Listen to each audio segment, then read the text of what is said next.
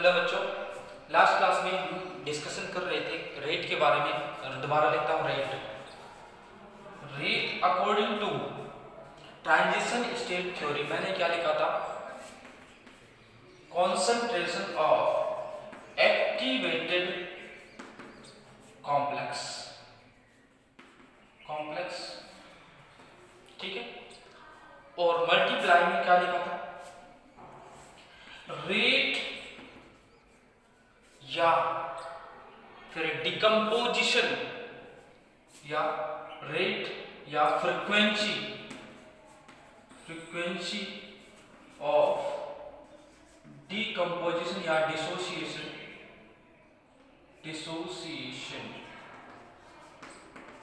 Dissociation of activated complex. अब rate क्या है? देखो, ध्यान से देखो। Rate equal to concentration of activated complex को क्या किससे डिटरमाइन करते हैं? रिप्रेजेंट करते हैं AB स्टार से, ठीक है। ये क्या? Concentration of activated. अब बात करते हैं फ्रीक्वेंसी या रेट। फ्रीक्वेंसी क्यों कहा? फ्रीक्वेंसी मैंने इसलिए कहा क्योंकि जो रिएक्टेंट है उसमें बॉन्ड्स है। मैंने कहा था कुछ बॉन्ड्स फॉर्म होते हैं, कुछ बॉन्ड्स ब्रेक होते हैं।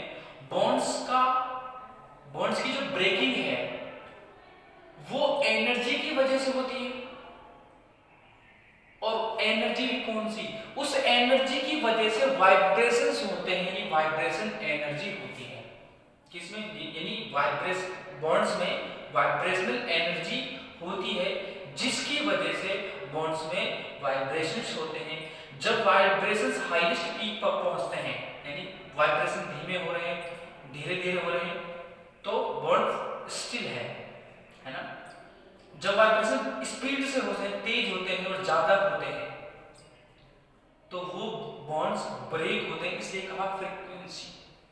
और फ्रीक्वेंसी को किससे डिनोट किया जाता है? न्यू से। तो रेट और फ्रीक्वेंसी ये क्या है? ऑब्लिक है। रेट और frequency of dissociation of activated complex क्या होगा? Rate equal to AB star nu. और अभी मैंने रेट लिखा किसके बारे में? रेट मैंने लिखा था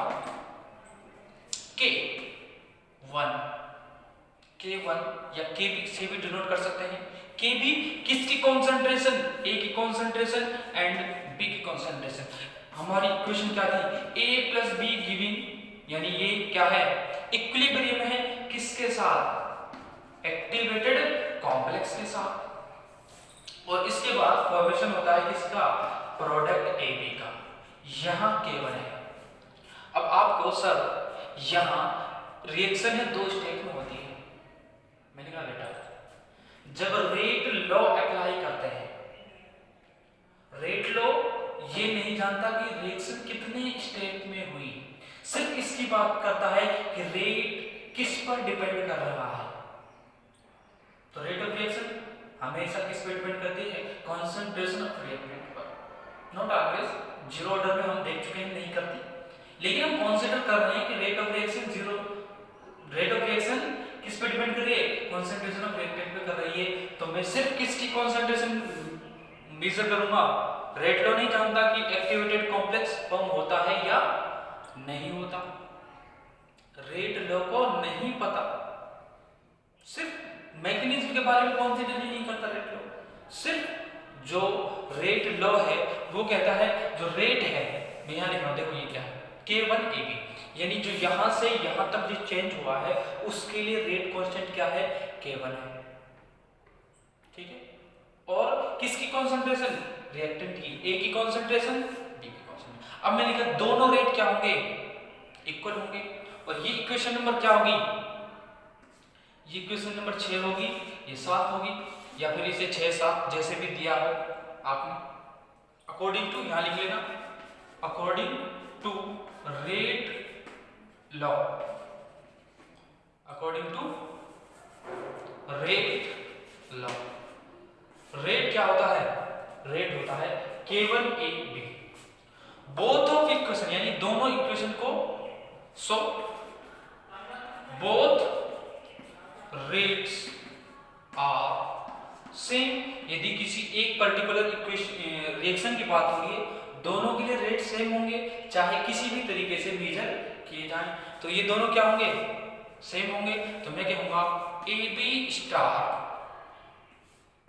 new equal to K1AB K1AB। ठीक है, हम AB स्टार के बारे में जानते हैं इक्वेशन नंबर 2, इक्वेशन नंबर 2 या 3 होगी, 2 हो गया आई थिंक। तो इक्वेशन नंबर 2 से हम जानते हैं AB स्टार क्या है, K स्टार AB निकाला था, किसके इक्वल था, AB स्टार के इक्वल था। AB स्टार इक्वल था तो मैं यहां वैल्यूज रखूंगा K स्टार AB और nu which is equal to K1AB। Clear?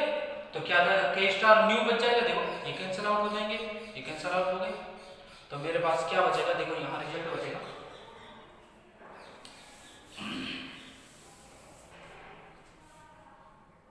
यहां रिजल्ट बचेगा, देखो K1 equal to K star nu. But मैंने कहा था रिमेंबर, बॉन्ड में वाइब्रेशंस की वजह से बॉन्ड ब्रेक होता है। क्या होता है बॉन्ड में, according to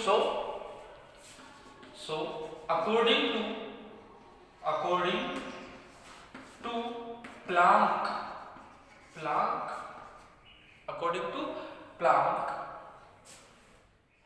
frequency can be written as जो फ्रीक्वेंसी है, देखो लिटरली मैं कह रहा हूं, डायरेक्टली प्लांक ने कुछ नहीं बताया था फ्रीक्वेंसी के बारे में, यहां फ्रीक्वेंसी के बारे में, लेकिन प्लांक की जो इक्वेशन थी इक्वल टू h न्यू, उसका यूज करके मैं डायरेक्टली अकॉर्डिंग टू प्लांक। ठीक है, तो फ्रीक्वेंसी क्या होगी, वो होती है KT upon h। here h क्या है, Planck constant we already know that, है ना, प्लांक कांस्टेंट के बारे में जानते हैं। T क्या है, T है एब्सोल्यूट टेम्परेचर। रिमेंबर हम इसे क्या कह रहे थे, the theory of absolute reaction rate कह रहे थे ना।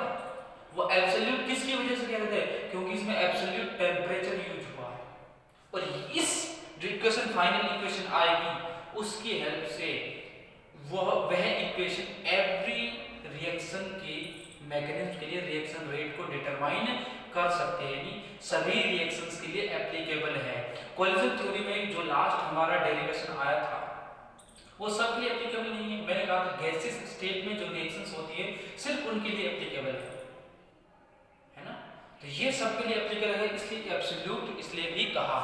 तो T K क्या है, K का यहां लिखूंगा, K इरेज कर रहा हूं according to rate law. Rate क्या होता है, K1AB जानते हैं, क्योंकि जनरल रिएक्शन है तो जनरली उसका ऑर्डर होगा, देखो 1 लिया, इसीलिए जनरल एक रिएक्शन है। जब मैं कोई रिएक्शन लिखता, मान लो 2NH3 giving H2 plus I, हम नहीं ले सकते कोई भी ऑर्डर, वो एक्सपेरिमेंटली डिटरमाइन है, ये जनरल आइडिया है ना। तो मैं ऊपर से मिटा रहा हूं, तो हमारा कांस्टेंट क्या होगा, K है बोल्ट्जमान कांस्टेंट। K क्या है, K है Boltzmann constant,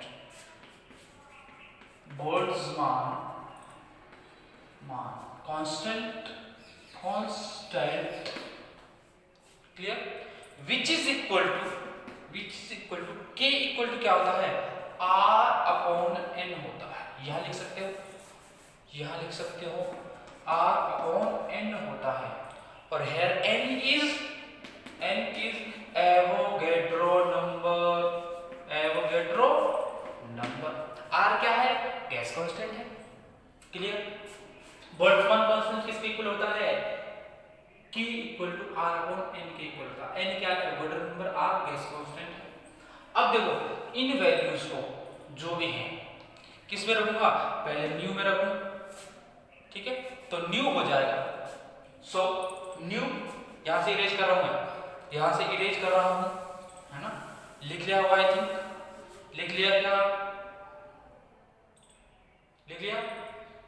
okay.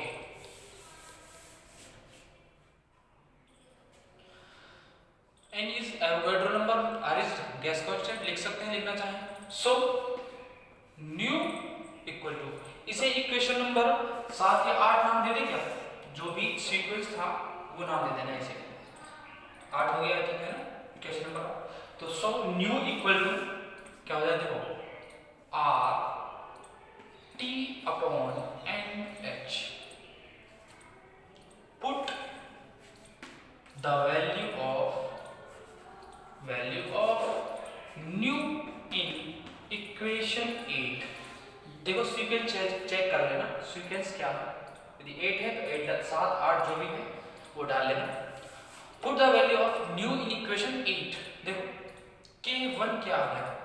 k1 equal to k star rt upon nh।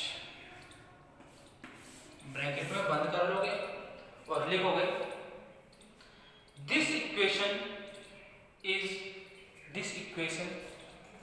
useful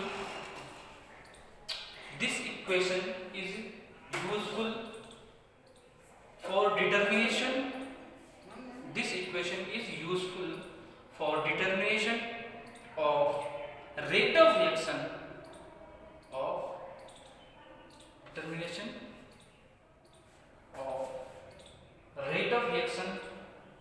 for every type of reaction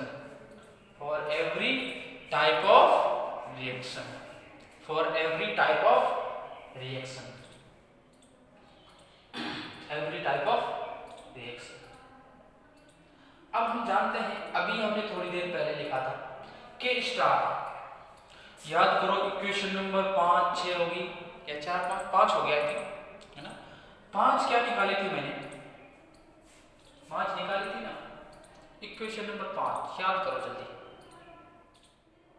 e की power minus delta g upon rt, e की power plus delta s upon r निकाला था क्या मैंने? याद करो, याद आया कुछ? याद आया क्या? बिल्कुल आया, ठीक है। we know that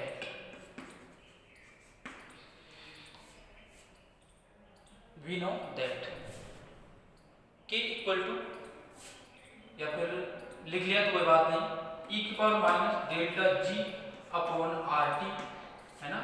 और e की power delta s upon r, delta e की power delta s upon r। इसके नीचे लिखना equation 9 is very important reaction। equation 9 is very important equation, but we cannot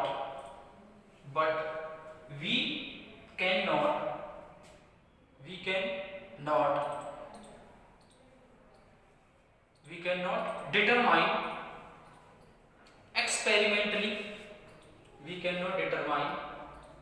experimentally, comma, we cannot determine experimentally the, comma लगा के लिखना। Actually थोड़ा correction ऐसे कर सकता था, we can not determine equilibrium constant, we can not determine. यदि experimentally को काट सको तो काट देना, थोड़ा सा कोई बात नहीं, करेक्शन। देखो ऐसा तो है नहीं कि मेरे पास नोट्स है मैं लिख के लाया हूँ, मेरे पास हिंदी में कुछ लैंग्वेज है, मैं उसको अपनी लैंग्वेज अपने हिसाब से उसको इंग्लिश में कन्वर्ट कर रहा हूँ, इसलिए कोऑपरेट करना। तो थोड़ा सा एक्सपेरिमेंटली को काट देना। We can not determine, we can not determine equilibrium constant, equilibrium constant, equilibrium constant, equilibrium constant के बाद के स्टार लिख लेना। We can not determine equilibrium constant के star experimentally, we can not determine equilibrium constant के star experimentally, सो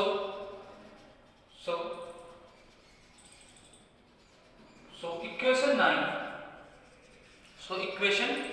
9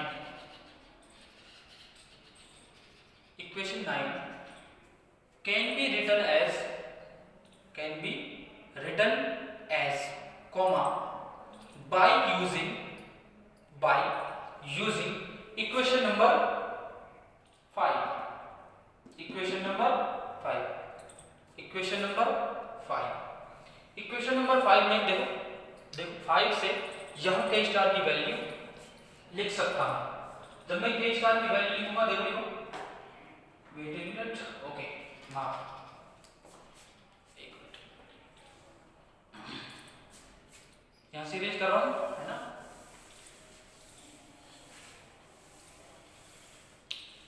okay देखो K1 ये रहा, तो K1 इक्वल टू RT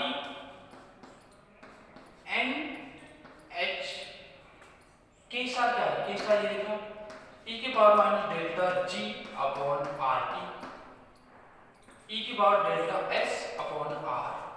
एक तो इसे बड़े ब्रैकेट में बंद करोगे और देखो यदि मैं लॉग ले लूं बाय टेकिंग लॉग, या मैं कहूं ln by taking log base e लिख लेना है ना, log base e by taking log base e। तो ln K1 क्या है, रिमेंबर ये रेट कांस्टेंट है, ठीक है। और K स्टार क्या है, equilibrium constant for the formation of activated complex, ठीक है। ln K1 equal to ln RT upon NH, यहाँ ln लिखूंगा तो क्या हो जाएगा, देखो e हट जाएगा, तो ये प्लस का है ये माइनस का है, तो प्लस वाले को पहले लिख दो, delta S upon R minus delta G upon RT, ठीक है। दिस इज द एक्सप्रेशन, नीचे लिख लेना this is the expression, this is the expression, this is for what, ये थर्मोडायनेमिक एस्पेक्ट को बता दे। देखो यहाँ थर्मोडायनेमिक एस्पेक्ट तो है डेल्टा G, क्या है डेल्टा S, ये क्या है थर्मोडायनेमिक टर्म है। फ्री एनर्जी हम कहाँ पढ़ते हैं, इन चीजों को कहाँ पढ़ते हैं, हम थर्मो में पढ़ते हैं। तो थर्मोडायनेमिक एस्पेक्ट है फॉर इक्विलिब्रियम कांस्टेंट, तो लिखेंगे this is the expression for the, this is the expression for the rate constant, for the rate constant, this is the expression for the rate constant based on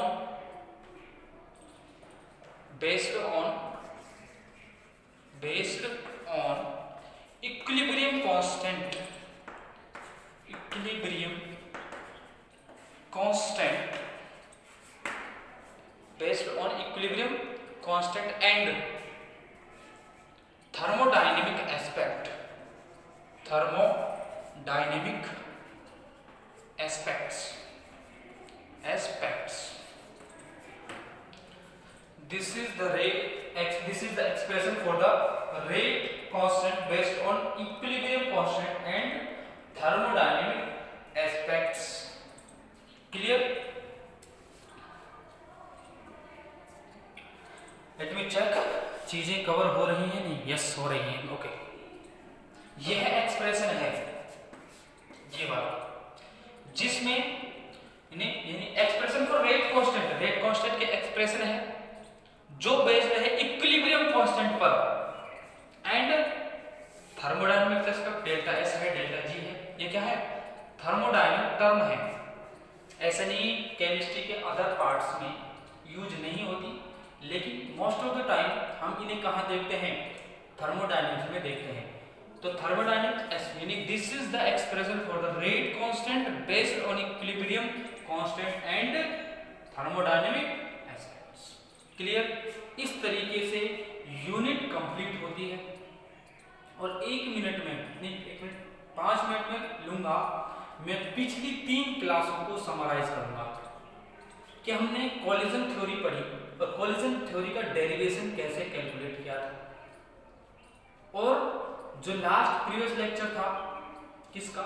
activated complex theory का, ACT का या TST transition state theory, जिसे हम the theory of absolute reaction rate भी कहा था.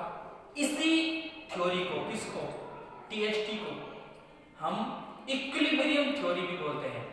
Equilibrium concept, equilibrium वो concept नहीं जो हम इक्विलिब्रियम यूनिट में पढ़ते हैं. जिस थ्योरी का नाम है इक्विलिब्रियम थ्योरी, साम्य equilibrium state theory, I think इसका नाम है. हिंदी में कहते हैं साम्य अवस्था परिकल्पना, साम्य इक्विलिब्रियम स्टेट थ्योरी. ठीक है, कई नाम है, 3 तो याद रखोगे ही तुम, जो मैंने बताया ACT, TST and the theory of absolute reaction rate. ठीक है, 5 मिनट में समराइज करूंगा कि हम क्या क्या पढ़ के आए हैं और लेक्चर खत्म करूंगा. उसके बाद यदि आप चाहते हैं कि कुछ एक्स्ट्रा चीजें बताएं, है ना, मैं कुछ एक्स्ट्रा चीजें बताऊं तो वो भी आप मुझे बताओगे, है ना. जैसे प्रिंसिपल सर को फोन करो या कैसे भी, यदि आप एक्स्ट्रा चीजें, एक्स्ट्रा नॉलेज लेना चाहें तो फोन करके बता सकते हैं ना. क्यों?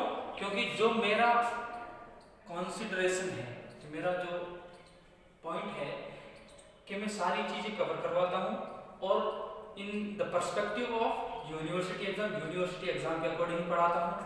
और यदि कुछ एक्स्ट्रा चीजें पढ़ना चाहते हैं तो आप देखो, मैं तरीका बताया है. देखो, इट्स टाइम टेकिंग, मैं बता सकता हूँ सारी चीजें बिना कहे भी, है ना. क्यों?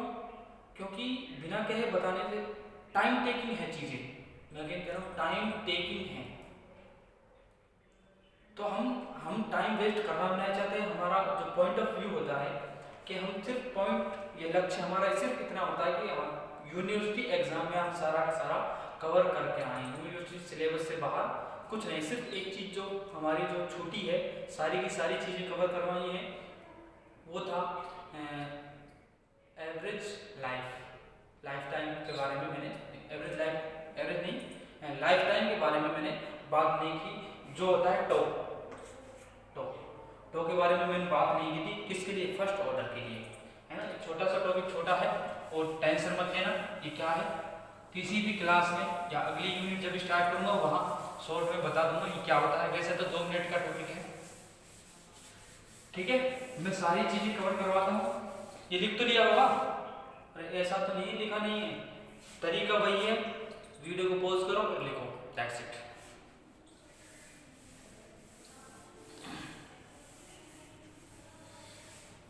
ठीक है, मैं समराइज कर रहा हूं चीजों को. मैंने कोलिजन थ्योरी बात की थी, 3 पॉइंट्स डिस्कस किए थे.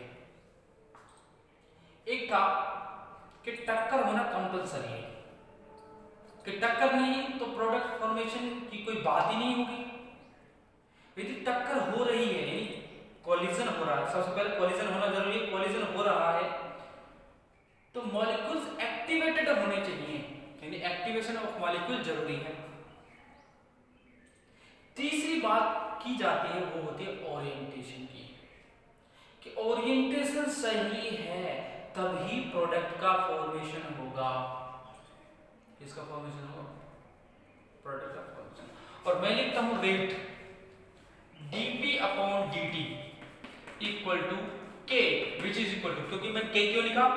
क्योंकि मैंने कहा कंसंट्रेशन ऑफ रिएक्टेंट्स क्या है? यूनिटी है, 1 मोल पर लीटर है, तो मैं K लिख रहा हूं। और K क्या? PZF। Z क्या है? Z है कोलिजन नंबर या कोलिजन फ्रीक्वेंसी। F क्या है? Fraction of effective collisions. Effective collision से मतलब क्या? जो कोलिजन इफेक्टिव हैं जिनसे प्रोडक्ट का फॉर्मेशन होता है। अब इफेक्टिव कोलिजन के बावजूद भी क्या था? प्रोबेबिलिटी फैक्टर यानी ओरिएंटेशन फैक्टर। क्लियर? तो मैं Z की बात करता हूं। Z है, यदि मॉलिक्यूल्स क्या है? सेम है, तो मैं लिखता हूं Z11 which is equal to 1/√2। 1/√2। Clear? और क्या? पाई n स्टार का square sigma square C bar यानी एवरेज स्पीड ऑफ मॉलिक्यूल। मैंने कहा था सबसे बड़ी शॉर्टकमिंग क्या थी कोलिजन थ्योरी की? यह थ्योरी गैसेस स्टेट में ही एप्लीकेबल है, जो रिएक्टेंट गैसेस स्टेट में है। किन के लिए एप्लीकेबल नहीं है? इट मींस लिक्विड स्टेट या जो सॉलिड स्टेट में रिएक्शंस होती है उनके लिए एप्लीकेबल नहीं है। सबसे बड़ी शॉर्टकमिंग थी। उस शॉर्टकमिंग को दूर किया ACT या TST ने। ठीक है, तो सिग्मा स्क्वायर क्या है? Collision diameter. बात नहीं करेंगे, कर सकते हैं लेकिन इसकी पढ़ते हैं चीजें। सी बार क्या था? 8RT/πm। यही था, मैंने कहा था पाई है, 8 है, डिवाइड करेंगे हमारे पास Z की न्यू टर्म आएगी। ठीक है, तो Z12 क्या लिखा था? Z12 लिखा था मैंने, देखो ध्यान करो, पाई या फिर पाई n1 n2 sigma 1 plus sigma 2/2 का स्क्वायर। और अब सी बार तो दोनों ही केसेस में सेम है। ये क्या है? 8RT/π mu. अब ये म्यू क्या चीज है? मैंने कहा यहां इस इक्वेशन में दोनों मॉलिक्यूल सेम है, और दोनों मॉलिक्यूल सेम है तो उनका मास तो डिफरेंट होगा नहीं, तो मास की टर्म आएगी m। अब यहाँ मॉलिक्यूल्स डिफरेंट है तो इट मींस मास डिफरेंट है। जब मास डिफरेंट है तो यहाँ रियलिटी में एवरेज स्पीड का जो फॉर्मूला है उसमें एक ही m है। अब उस m को दोनों मॉलिक्यूल्स के m से रिप्लेस करना होगा। उसका तरीका क्या है? रिड्यूस्ड मास का फॉर्मूला, कि दो मास की जगह एक मास को यूज करना। क्या है? Reduced mass. वो क्या होता है? Reduced mass mu equal to होता है m1 plus m2 m1 m2 upon m1 plus m2। Clear? और मैंने म्यू की वैल्यू रख दी, रखना चाहो तो रख सकते हो। देखो पाई है तो ये हो जाएगा 8πRT/μ। हम जानते हैं, हमने करके देखा है। क्लियर? आगे बढ़ते हैं। अब हमारे पास F क्या है? F fraction of effective collisions क्या है? e⁻⁻ ठीक है, अब मैं सारी वैल्यूज को रखता हूं, मेरे पास इक्वेशन आती है। क्या आती है? यहां मैं P लगा दूं और F वहां लिख दूं, तो मेरे पास रिजल्ट आता है जिसमें रेट ऑफ रिएक्शन को बताती है जो रिएक्शन। इनमें Z की वैल्यूज लगभग इक्वल आती है। जब अप्रोक्सीमेटली वैल्यूज इक्वल हैं तो मैं Z को डायरेक्ट क्या लिख देता हूं? PZF लिख देता हूं, PZF लिख देता हूं। या फिर मैं K इक्वल टू क्या हो जाता है मेरा? PZF क्या है? e⁻⁻ EA/RT। अब इसको आरएनएस इक्वेशन से कंपेयर करें। आरएनएस इक्वेशन क्या है? K e⁻⁻ EA/RT।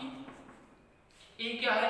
या तो इसे बोलो आरएनएस कांस्टेंट या बोलो pre exponential function, pre exponential factor, pre exponential, ठीक है।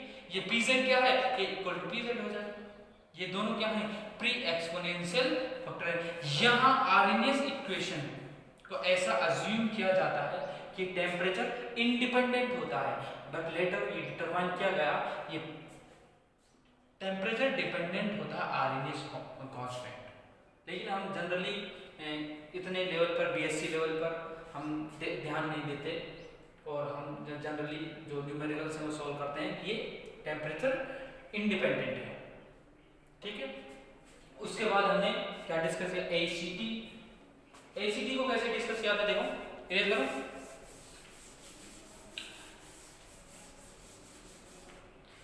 एसीटी में कहा रिएक्शन है A plus B giving A B star, यानी transition state giving A B. ये क्या है, यहाँ कांस्टेंट क्या है, K1 है, और यहाँ के इक्विलिब्रियम है K स्टार, और K स्टार क्या होता है, product plus product upon reactant. और यहाँ देखो पर्टिकुलर इस रिएक्शन की बात कर रहे हैं, तो यहाँ के इक्विलिब्रियम इसी पर्टिकुलर रिएक्शन के लिए, क्योंकि ये क्या है, इक्विलिब्रियम में है, तो मैं लिखूंगा A B star upon A B. Clear. जब K स्टार लिखा तो मुझे ये क्या होती है, अननोन होती है, तो मैं लिखता हूं A B star equal to K star A B. अब मेरे पास दो रेट आते हैं, इसी क्लास में बताया था, दो रेट आते हैं। एक तो होता रेट लॉ से, क्या होता है, K A B। अब यहाँ K क्या है, K1, और दूसरा रेट कहां से आता है, दूसरा रेट आता है TST से, ट्रांजिशन स्टेट थ्योरी से। वो कहता है rate of reaction is equal to, या मैं कहता हूं डिपेंड करता है, concentration of activated complex and the frequency of dissociation of activated complex, या rate of dissociation of activated complex। कैसे ही कह दो, रिजल्ट क्या होता है, मेरे पास दूसरा रेट आता है K नहीं sorry, concentration of activated complex, ये concentration है, and the frequency, और फ्रीक्वेंसी किसकी है, जो प्लांक के रूल, ये जो प्लांक थ्योरी है उसके बेसिस पर निकाला हमने, वो होता है न्यू इक्वल टू क्या होता है, R T upon N H, यही था। यानी इसको मैंने क्या लिखा था, के टी अपॉन एच, यही लिखा था। अब के टी एच की वैल्यू यहाँ रखूंगा, या आर टी एन एच की वैल्यू यहाँ रखूंगा, और ए बी स्टार की वैल्यू रखूंगा, तो मेरे पास K आ जाएगा। K आ जाएगा क्या, K star R T upon N H. अब K स्टार हमने निकाला था, K स्टार क्या होता है, K स्टार होता है ना e की power minus delta G upon R T, और e की power delta G minus delta G upon R T, e की power delta S upon R. यहाँ वैल्यू देखो, ये इक्वेशन एप्लीकेबल नहीं है दूसरे, ये बहुत यूजफुल है, लेकिन K स्टार एक्सपेरिमेंटली डिटरमाइन नहीं किया जा सकता इजीली क्या, इम्पॉसिबल है। वजह क्या थी, इम्पॉसिबल होने की वजह थी कि यहाँ एक्टिवेटेड कॉम्प्लेक्स का कभी भी कंसंट्रेशन डिटरमाइन नहीं की जा सकती। क्यों, क्योंकि इसकी लाइफ टाइम है ही नहीं, और इवन मैं बात करूं इसका एग्जिस्टेंस ही नहीं होता, सिर्फ थ्योरेटिकली एज्यूम किया गया है एंड प्रूवन है कि ऐसा तो होता है। देखो मैं बताऊं कि जब रिएक्शन हो रही है, कुछ बॉन्ड टूटेंगे, कुछ बॉन्ड बनेंगे, तो कोई ऐसी सिचुएशन होगी कहां जहां बॉन्ड बन रहे होंगे और बॉन्ड टूट रहे होंगे, उसी सिचुएशन को एक्टिवेटेड कॉम्प्लेक्स कह दिया। हाईएस्ट एनर्जी का होता, यानी इसकी कंसंट्रेशन डिटरमाइन करना इम्पॉसिबल है, तो ये यूजफुल होते हुए भी अनयूजफुल है। तो यहाँ K स्टार की जगह ये लिख दूंगा, तो मेरे पास एक एक्सप्रेशन आएगा, उसे कहते हैं रेट कांस्टेंट का एक्सप्रेशन,